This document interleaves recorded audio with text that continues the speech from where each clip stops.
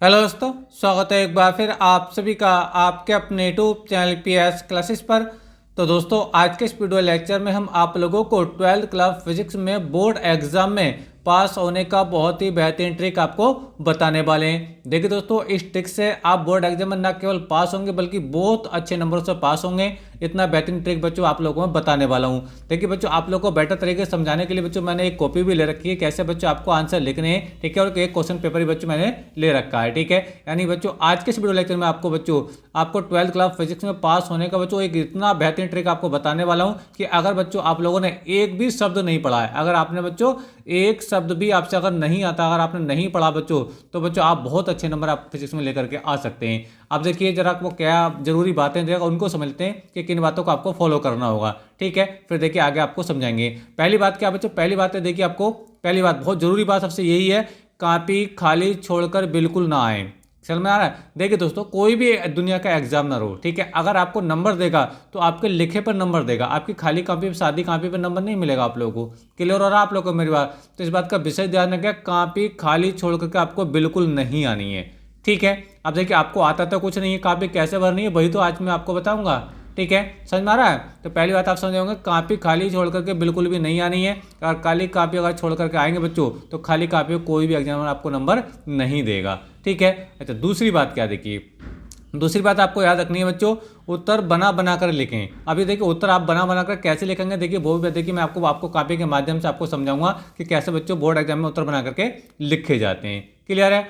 चलिए आगे अच्छी बात करते हैं। देखिए तीसरी बात क्या आपको याद रखनी है, कॉपी में कटिंग ज़्यादा ना करें। यानी कहने का मतलब ये है कि आपको याद तो कुछ है नहीं, आप जो भी लिख रहे हैं उत्तर बना करके उसमें कटिंग ना करें। कभी आपको लगे नहीं यार ये अच्छा नहीं है कि मैं दूसरा लिखूंगा, अगर आप कटिंग करेंगे बच्चों तो आपकी कॉपी गंदी हो जाएगी, और जब कॉपी अगर गंदी हो जाएगी तो बच्चों आपका कॉपी का टीचर पर नेगेटिव इफेक्ट पड़ेगा, जिससे बच्चों आपको एग्जाम में अच्छे नंबर मिलने के चांस बिल्कुल ही खत्म हो जाएंगे, ठीक है। तो कॉपी में कटिंग बिल्कुल ना करें, ज़्यादा से ज़्यादा बच्चों साफ सुथरी कॉपी लिखें, ठीक है। आगे देखिए अगला क्या, देखिए चौथे नंबर आपको याद रखना है, प्रकार का बॉक्स, यानी प्रकार का जो जियोमेट्री बॉक्स होता है बच्चों आप उसको साथ लेकर के जाएं, क्योंकि बच्चों फिजिक्स के अंदर कई सारे डायग्राम आते हैं बनाने के लिए। समझ में आप लोग को मेरी बात? तो जिसके लिए बच्चों आपको स्केल की, प्रकार की, सबकी जरूरत पड़ती है, रेजर की जरूरत पड़ती है, ठीक है। तो प्रकार का बॉक्स जरूर साथ लेकर के जाएं।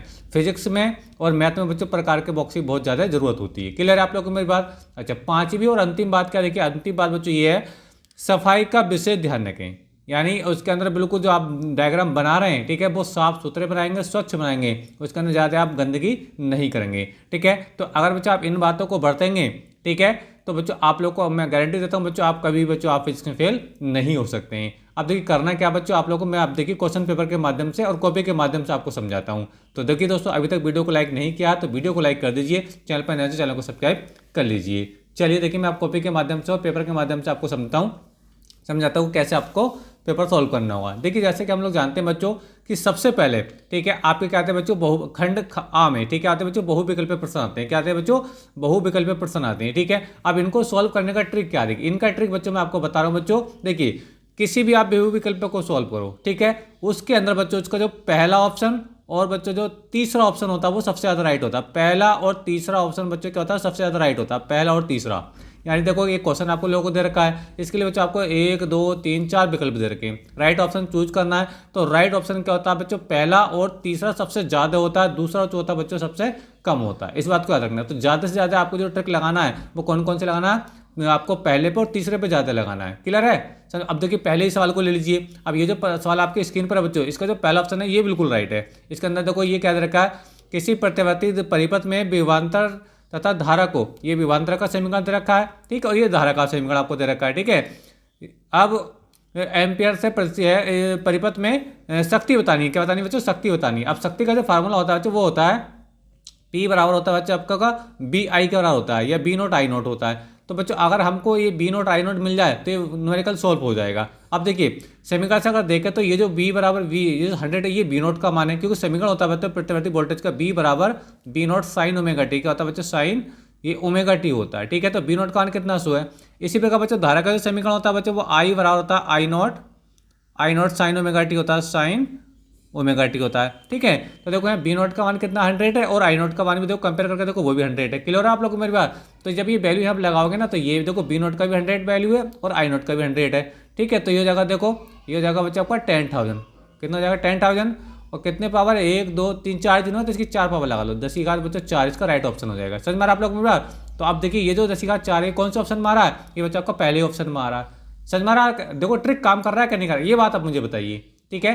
तो मैं आपको पहले ही बता चुका हूं कि बच्चों आपके ऑब्जेक्टिव टाइप क्वेश्चनों में पहला और तीसरा जो विकल्प होते हैं वो सबसे ज्यादा राइट होते हैं। तो फिलहाल ये जो पहला सवाल था इसका जो आपका पहला ऑप्शन बिल्कुल राइट है।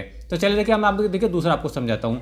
दूसरा देखिए समझिए, दूसरा क्या देखिए, निम्नलिखित में समन्यूट्रॉनिक युग्म, देखो ये कुछ तत्वों के जोड़े दे रखे हैं, ठीक है। इसमें समन्यूट्रॉनिक आपको बताना है, समन्यूट्रॉनिक। अब वो कैसे देखा जाता है देखिए वो मैं आपको बताता हूँ। देखिए ऊपर वाली होती है द्रव्यमान संख्या, नीचे होता है बच्चों आपका द्रव्यमान मतलब ये होता परमाणु भार, ये होता परमाणु क्रमांक, ठीक है। तो ऊपर के नंबर से नीचे का नंबर घटाओ, तो ये ऐसा देखो 14 में से आप 6 घटाएंगे तो बचेंगे 8, कितने बचेंगे 8 बचेंगे। और देखो अगर आप बच्चे यहाँ देखो तो 16 में से 8 घटाओ तो यहाँ भी 8 बचेंगे। बस यही ऑप्शन बच्चों इसका राइट है।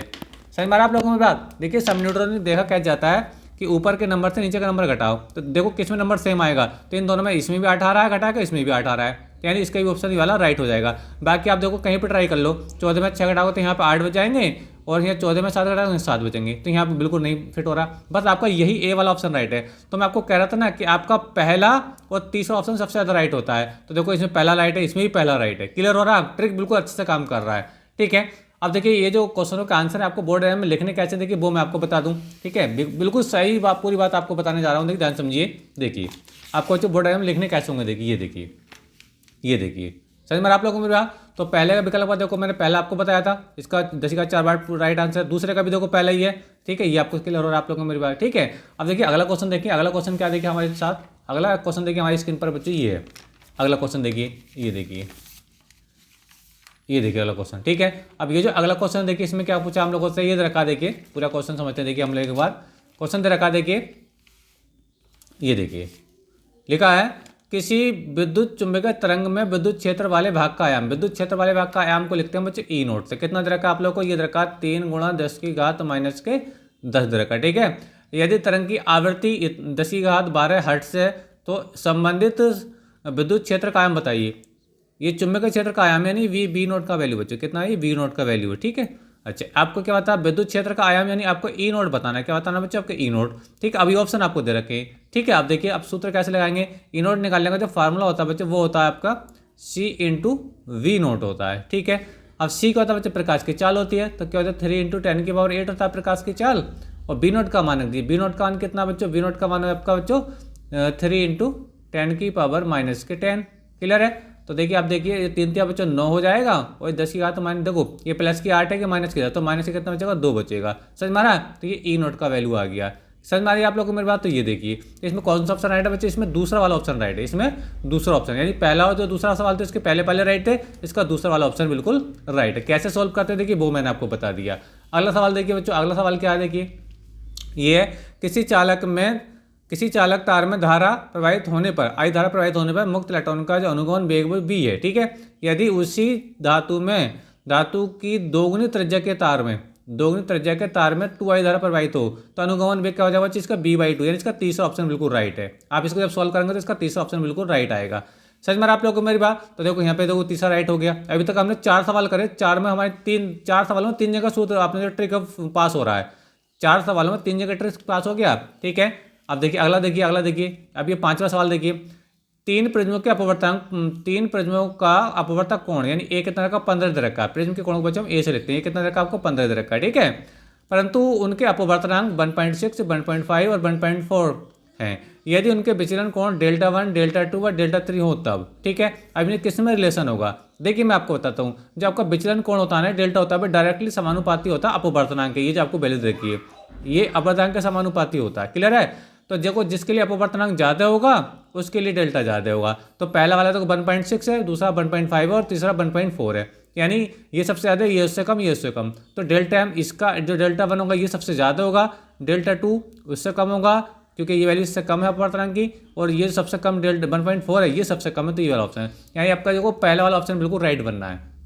यानी जो अपना जो ट्रिक मैं आपको बता रहा हूँ देखिए पूरी तरीके से काम कर रहा है। तो सबसे ज़्यादा ऑप्शन कौन सा राइट निकलना है, पहला और तीसरा। समझ में आ रहा है आप लोगों को मेरी बात। और ये जो आप स्क्रीन पर देख पा रहे होंगे लास्ट वाला सवाल, ठीक है। तो इसके बच्चे ये लास्ट वाला चौथा ऑप्शन बिल्कुल राइट है। तो बच्चों देखो 6 सवालों में 4 जगह अपना ट्रिक पास हो रहा है। तो मैं आपको बता रहा हूँ बच्चों कि ज़्यादा से ज़्यादा जो ऑप्शन राइट होते हैं बच्चों कौन से होते हैं बच्चों आपके, वो आपके बच्चों पहले और तीसरे ऑप्शन राइट होते हैं। अभी लिखने कैसे होते हैं देखिए, मैंने आपको लिख करके दिखा दिया है। ये 6 के 6 विकल्प मैंने आपको ऐसे आपको बड़े अंक कॉपी में लिख करके आने होंगे। उम्मीद करता हूँ ये बच्चों आपको अच्छे से क्लियर हो गया होगा। ठीक है, अब देखिए थ्योरी में आप कैसे पास होंगे, थ्योरी भी बताता हूँ आप लोगों को। थ्योरी में आपको क्या करना है देखिए, समझिए, बिल्कुल अच्छे से समझाऊंगा आप लोग, ध्यान समझिए। ये देखिए अब आ जाइए देखिए क्वेश्चन पेपर पर। क्वेश्चन पेपर क्या देखिए उसको समझिए। क्वेश्चन हमारे पास ये है क्वेश्चन पेपर, ठीक है। ये देखिए इसको समझिए, देखिए क्या लिखा है, देखिए क्वेश्चन पेपर को समझिए। क्या देखिए, यदि संयुक्त सूक्ष्मदर्शी के अभिदर्शक व नेत्रिका लेंस के आवर्धन m1 व m2 है, तब सूक्ष्मदर्शी की आवर्धन क्षमता का सूत्र लिखिए। और 1 नंबर में अति लघु प्रश्न है, ठीक है। तो सूक्ष्मदर्शी की आवर्धन क्षमता का जो फार्मूला होता है बच्चों क्या होता है, देखिए मैंने स्क्रीन पर लिख दिया है। क्या होता है, संयुक्त सूक्ष्मदर्शी की आवर्धन क्षमता का सूत्र होता है बच्चों m बराबर -b0/u0 ब्रैकेट में 1+d/f होता है। बस आप इतना लिख करके आएंगे और ऐसा लिख करके आएंगे, ठीक है, तो आपको जो 100% बहुत अच्छे नंबर फिजिक्स में आने वाले हैं। क्लियर है आप लोगों को मेरी बात। देखिए अगला क्वेश्चन देखिए आपसे पूछा जाएगा। अगला क्वेश्चन क्या देखिए, शंट से क्या अभिप्राय। देखो शंट होता है बच्चों एक लघु प्रतिरोध, एक छोटा सा प्रतिरोध होता है। और ये कहाँ इसका यूज होता है, जब हम किसी धारामापी को आमीटर में चेंज करते हैं। अगर बच्चों हम धारामापी को अगर हम कन्वर्ट करें बच्चों किस में, आमीटर में, कहें बच्चों आमीटर में, ठीक है, तो इस धारामापी के समांतर क्रम में एक छोटा सा प्रतिरोध लगाते हैं जिसे हम शंट कहते हैं। समझ में आ रहा है। तो वही बात है यहाँ पर आपको लिख कर आनी है। देखिए क्या लिखना है, देखिए आपका इसके जवाब में खा वाले का जवाब, देखो ये है का वाला होगा, खा वाले का जवाब मैं आपको बता रहा हूँ शंट क्या है। क्या देखिए अपने शब्दों में लिख दीजिए, शंट एक लघु प्रतिरोध होता है जो किसी धारामापी को आमीटर में परिवर्तित करने के लिए उसके समांतर क्रम में जोड़ा जाता है। मैं आपको बता रहा था, यही तो आपको बता रहा था कि जो शंट होता है वो एक लघु प्रतिरोध होता है, ठीक है। इसका यूज क्या होता है, जब हम किसी धारामापी को आमीटर में चेंज करते हैं तो धारामापी के समांतर क्रम में एक छोटा सा प्रतिरोध लगाते हैं, उसे हम शंट कहते हैं। क्लियर है। आप देखिए ऐसे लिख करके आएंगे बच्चों तो 100% बच्चों आपको फिजिक्स में बहुत अच्छे नंबर मिलने वाले हैं, ठीक है।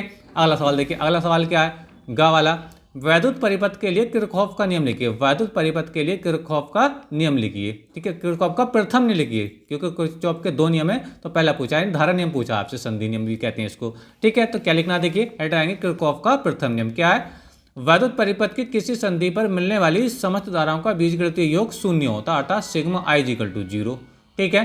तो बस बच्चों आप लोग को इतना लिख करके आना होगा, ठीक है। और आपको बच्चों यहाँ से भी 1 नंबर पक्का आपको मिल जाएगा। क्लियर है आप लोग को मेरी बात।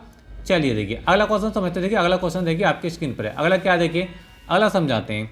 अगला बच्चों स्वप्रेरणा गुणांक की परिभाषा लिखिए। स्वप्रेरणा गुणांक की परिभाषा, ठीक है, बहुत इंपॉर्टेंट है, बोर्ड एग्जाम में ये बच्चों बहुत ज़्यादा पूछी जाती है। लिख के क्या ना देखिए वो मैं आपको समझाता हूँ। हेडिंग लगाएंगे देखिए स्वप्रेरणा गुणांक, क्या लगाएंगे बच्चों, स्वप्रेरणा गुणांक लाएंगे हेडिंग, ठीक है। क्या लिखना देखिए, किसी कुंडली का स्वप्रेरणा गुणांक कुंडली में चुंबकीय फ्लक्स ग्रंथिताओं की संख्या के बराबर होता है जबकि कुंडली में एकांक धारा प्रवाहित हो रही हो, ठीक है। अच्छा अब देखिए इसका यहाँ तक ये जवाब हो गया। क्लियर आप लोगों को मेरी बात। तो ये स्वप्रेरणा गुणांक की परिभाषा हो गई बच्चों, यहाँ से लेकर के यहाँ तक। आप ऐसे बच्चों बोर्ड एग्जाम छाप कर आएंगे, आपको गारंटी देता हूँ बच्चों आप बहुत अच्छे नंबरों से पास होंगे, ठीक है। अगला क्वेश्चन देखिए, अगला क्वेश्चन समझाते हैं आप लोगों को। अगला क्वेश्चन क्या देखिए, अगला क्वेश्चन है बच्चों m द्रव्यमान तथा b वेग, m द्रव्यमान तथा का एक कण, m द्रव्यमान का एक कण b वेग से गति करता है। यदि कण की संगत तंगदैर्घ्य का सूत्र, कण की द्विध्रुवीय तंगदैर्घ्य का सूत्र लिखिए, ठीक है। क्वेश्चन क्या देखिए, m द्रव्यमान का कण b चाल से गति करता है, कण की संगत द्विध्रुवीय तंगदैर्घ्य का सूत्र लिखिए। क्या फार्मूला देखिए 1 नंबर पूछा गया है, तो द्विध्रुवीय तंगदैर्घ्य का सूत्र होता है बच्चों, क्या होता है देखिए, द्विध्रुवीय तंगदैर्घ्य होता है लैम्डा = h/mv होता है, ठीक है। जहाँ लैम्डा बच्चों तंगदैर्घ्य है, h बच्चों प्लंग नियतांक है, m बच्चों किसी कण का द्रव्यमान है, और जो v है बच्चों किसी कण का वेग है। क्लियर है आप लोग को मेरी बात, ठीक है। अगला देखिए, अगला आपसे क्या पूछा देखिए वो मैं आपको बताता हूँ। इसका चा वाला क्वेश्चन क्या देखिए, 1 नंबर का, वैद्युत ध्रुव की अक्षीय रेखा पर यानी अक्षीय स्थिति में वैद्युत विभव का सूत्र लिखिए। क्लियर है। तो वैद्युत विभव का सूत्र क्या होता है देखिए, अक्षीय स्थिति में देखिए उसका फार्मूला ये है, देखिए स्क्रीन पर देख लीजिए, ये इसका फार्मूला हो गया। वैद्युत ध्रुव की अक्षीय स्थिति में वैद्युत विभव क्या होता है, b = 1/4πε0 2p/r² होता है। क्लियर है आप लोग को मेरी बात। अगर तीव्रता होता तो यहाँ घात 3 हो जाती। तीव्रता के लिए आपसे पूछा जा सकता है, तो तीव्रता के लिए बच्चों घात कितनी होती है, यहाँ पे 3 घात होती है। क्लियर है। तो विभव पूछा तो यहाँ पे r⁻² होती है। क्लियर है। चलिए देखिए ये बात आपको अच्छे से क्लियर हो गई होगी। तो अच्छा इस प्रकार से देखिए हमने ये बच्चों 6 विकल्प बच्चों शॉर्ट क्वेश्चन सॉल्व कर दिए। अब देखिए आते हैं आपका खंड सा, ये होते हैं बच्चों लघुत्तरीय प्रश्न, जो हर सवाल बच्चों आपका 2 नंबर में होता है। कितना होता है, 2 नंबर में। अब देखिए इनका सोल्यूशन आप कैसे करेंगे देखिए वो मैं आपको समझाता हूँ, ठीक है। तो चलिए देखिए दोस्तों, यहाँ तक कि अगर वीडियो आपको अच्छे से लग रही है, ठीक है, तो अपनी मेहनत का आप लोगों से इतना सा रिक्वेस्ट है कि प्लीज़ वीडियो को लाइक जरूर कर दीजिए, चैनल पर नए चैनल को सब्सक्राइब जरूर कर लीजिए, ठीक है। तो चलिए देखिए अगला क्वेश्चन समझते हैं कि अगले क्वेश्चन को हम कैसे सॉल्व करेंगे। तो चलिए देखिए क्वेश्चन बच्चों आपकी स्क्रीन पर है, ये देखिए क्वेश्चन क्या है। पहले क्वेश्चन की लैंग्वेज को पढ़ते हैं। क्वेश्चन की लैंग्वेज देखिए क्या है, दे रखा बच्चों हम लोगों को, देखिए 3 का 5 सेमी स्क्वायर क्षेत्रफल वाली, 5 सेमी क्षेत्रफल स्क्वायर वाली एक कुंडली 1.5 गुणा 1.5 न्यूटन प्रति एम्पीयर मीटर के एक समान चुंबकीय क्षेत्र में रखी है। यदि कुंडली में फेरों की संख्या 100 हो, ठीक है, तथा इसमें 0.2 एम्पीयर की धारा प्रवाहित हो, तो ज्ञात कीजिए। क्या ज्ञात करना है? कुंडली का चुंबकीय द्विध्रुव आघूर्ण बताना है। चुंबकीय द्विध्रुव आघूर्ण बच्चों m होता है। कुंडली पर अधिकतम बल आघूर्ण यानी टो आपको बताना है। अधिकतम पूछा तो टो मैक्स आपसे को बताना है। तो ये दोनों वैल्यू बच्चों आपको लोग कैलकुलेट करके दिखानी है। तो देखिए मैं इस न्यूमेरिकल को आपको सॉल्व करके बता देता हूँ। बोर्ड एग्जाम के पर्पस से बच्चों ये बहुत अच्छा न्यूमेरिकल है, ठीक है। तो देखिए क्या क्या दे रखा है बच्चों, हम लोग को दे रखा है, देखिए एक तो कुंडली का क्षेत्रफल दे रखा है, ये कुंडली का क्षेत्रफल दे रखा है, ए का वैल्यू दे रखा है, और ये क्या बच्चों 1.5 गुणा 1.5 न्यूटन प्रति एम्पीयर मीटर, ये बी का मान आपको दे रखा है। चुंबकीय क्षेत्र को बी से लिखते हैं, ठीक है। फेरों की संख्या 100 दे रखी है, एन का मान 100 दे रखा है, और धारा का मान बच्चों 0.2 दे रखा है। तो देखिए चार मैं सारी वैल्यू को यहाँ पे लगाता हूँ, फिर सोल्व करके दिखाता हूँ। देखिए बच्चों ए बराबर आपको दे रखा है, ये आपको 5 सेमी स्क्वायर, कितना दे रखा है बच्चों 5 सेमी स्क्वायर दे रखा है। देखो एरिया को जब बच्चों मीटर में स्क्वायर में करेंगे तो 10 की घात -4 से गुणा कर देंगे, 10 की घात -4 से गुणा करेंगे। अभी बच्चों क्या आ जाएगा, ये मीटर स्क्वायर हो जाएगा बच्चों, ये मीटर स्क्वायर हो जाएगा। क्लियर है आप लोग को मेरी बात? क्योंकि ये छोटी इसका जो मात्रक था सेंटीमीटर में, इसको मीटर में लाना होगा, तो जब सेंटीमीटर को मीटर में लाते हैं एरिया को, तो 10 की घात -4 से गुणा कर देते हैं। क्लियर है? अच्छा, चुंबकीय क्षेत्र बच्चा आपको दे रखा है, वी का मान आपको दे रखा है 1.5, कितना दे रखा है बच्चों 1.5, क्या दे रखा है न्यूटन मीटर प्रति एम्पियर, ठीक है, न्यूटन प्रति एम्पियर मीटर, न्यूटन प्रति एम्पियर मीटर, ये आपको दे रखा है, ठीक है। आगे बच्चा आपको दे रखा है कुंडली में फेरों की संख्या, फेरों की संख्या को बच्चों एन से लिखते हैं, ये आपको बच्चों 100 दे रखी है, कितने रखे बच्चों 100 दे रखी है, ठीक है। और इसमें आई जो करंट दे रखा है बच्चों कितना रखा है, ये आपको बच्चों 0.2 एम्पियर दे रखा है, 0.2 एम्पियर दे रखा है। समझ मारा आप लोग को मेरी बात? ठीक है। अच्छा अब देखिए आपसे क्या पूछा है, पहले आपसे पूछा आप बच्चों इसके अंदर, पहले में आपसे पूछा है कुंडली का चुंबकीय द्विध्रुव आघूर्ण, क्या पूछा है चुंबकीय द्विध्रुव आघूर्ण, ठीक है, यानी एम पूछा। तो एम निकालने का फार्मूला बच्चों ये होता है, सूत्र मैं लगा रहा हूँ, देखो चुंबकीय द्विध्रुव आघूर्ण का एम बराबर होता है बच्चों, एम बराबर होता है एन आई ए होता है। क्लियर है आप लोग को मेरी बात? अब यहाँ वैल्यू लगा दीजिए और सॉल्व कर दीजिए। एन का मान कितना बच्चों 100 दे रखा है, क्लियर है। अच्छा आई का मान कितना है बच्चों 0.2 है, आई का मान कितना है 0.2, तो यहाँ 0.2 आ जाएगा, ठीक है। अब ए का मान कितना, देखो ए का मान 5 × 10⁻⁴, तो 5 × 10⁻⁴ है, ठीक है। कैलकुलेट कर लीजिए इसको, तो 100 आपका अभी ऐसे रहा। अब देखो 2 पंजे कितना हो जाएगा बच्चों 10 हो जाएगा, लेकिन ये 0.2 है तो यहाँ पे पॉइंट आ जाएगा, क्लियर। 10 की घात -4, ठीक है, समझ में आ रहा है। तो 100 की गुणा 1 तो 100 × 100 हो जाएगा, ठीक है। अब यहाँ 100 को भी 2 जीरो हैं, ये 2 जीरो खत्म कर दो, 2 घातें खत्म हो जाएंगी, तो आप इसको इतना भी लिख सकते हैं। देखो 2 जीरो खत्म करके आप 2 घातें लिख सकते हैं, यानी आप 10 की घात माइनस के कितना लिख सकते हैं बच्चों 2 लिख सकते हैं, क्लियर है। एम बराबर आपका ये हो गया, ठीक है। मात्रा क्या होगा इसका, मात्रक होता है बच्चों आपका, इसका होता है एम्पियर मीटर स्क्वायर। क्या होता है बच्चों एम्पियर मीटर स्क्वायर। कैसे होता है, देखो फार्मूला होता है एन आई ए, तो फेरों की संख्या का तो कोई मात्रक होता नहीं है, धारा का मात्रक एम्पियर होता है और एरिया का मात्रक मीटर स्क्वायर होता है, तो मात्रा क्या हो गया एम्पियर मीटर स्क्वायर हो गया। क्लियर है आप लोग को मेरी बात? ठीक है। अब देखिए इसके अंदर एक चीज़ और पूछी थी, क्या पूछी थी, देखिए एक चीज़, दूसरी भी चीज़ क्या, देखिए कुंडली पर अधिकतम बल आघूर्ण पूछा, टो पूछा। देखिए अधिकतम बल आघूर्ण टो मैक्स आपसे क्या बताएंगे, इसका दूसरा वाला, तो ये देखिए टो मैक्स होता है बच्चों, इसका दूसरा ऑप्शन है, ये दूसरा वाला पार्ट है ना, टो मैक्स आपसे पूछा है, तो इसका फार्मूला होता है बच्चों आपका, ये होता है एम बी के बराबर। क्या बच्चों एम बी के बराबर, ठीक है। अब एम का मान तो मैंने निकाला है, कितना निकाला है 10 की पावर -2 आया, 10 की घात -2 आया। और बी का मान देखिए आपको चुंबकीय क्षेत्र का मान कितना रखा 1.5 कितना रखा है, ये 1.5, तो ये बच्चों मल्टीप्लाई 1.5 आ जाए। क्लियर है आप लोग को मेरी बात?